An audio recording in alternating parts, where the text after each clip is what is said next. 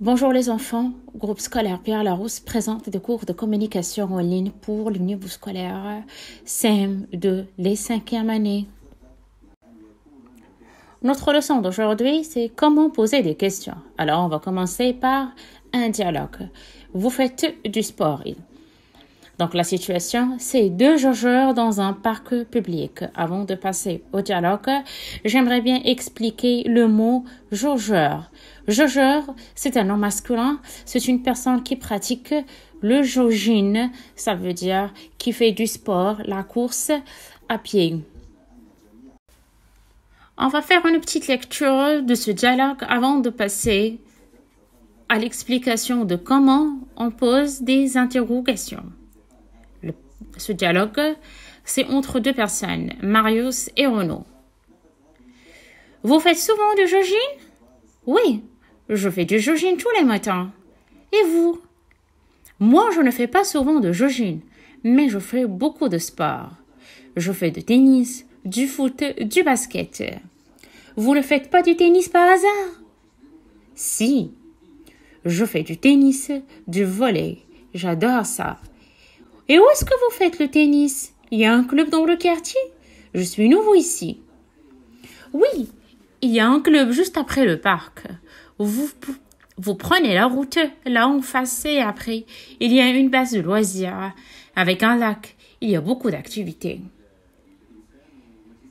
Avec qui est-ce que vous faites du tennis? Avec un voisin.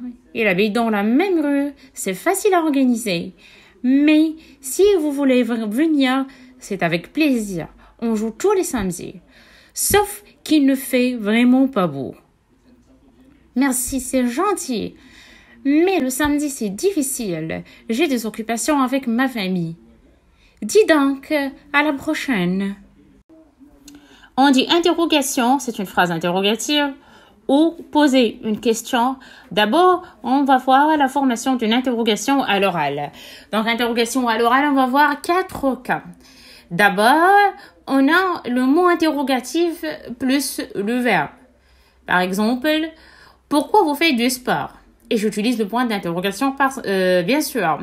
La réponse, parce que c'est bien pour la santé. Ça, c'est clair, c'est facile.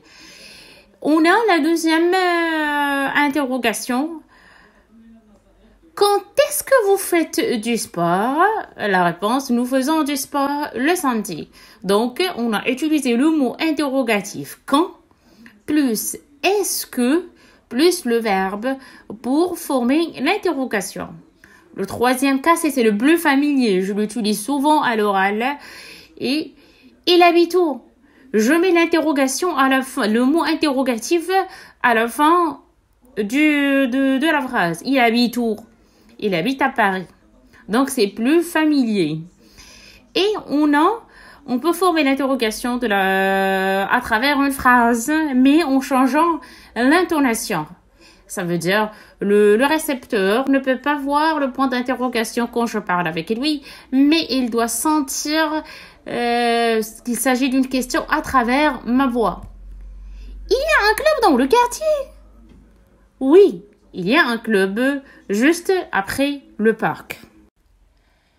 Maintenant, on va passer à la dernière partie, c'est travail à faire.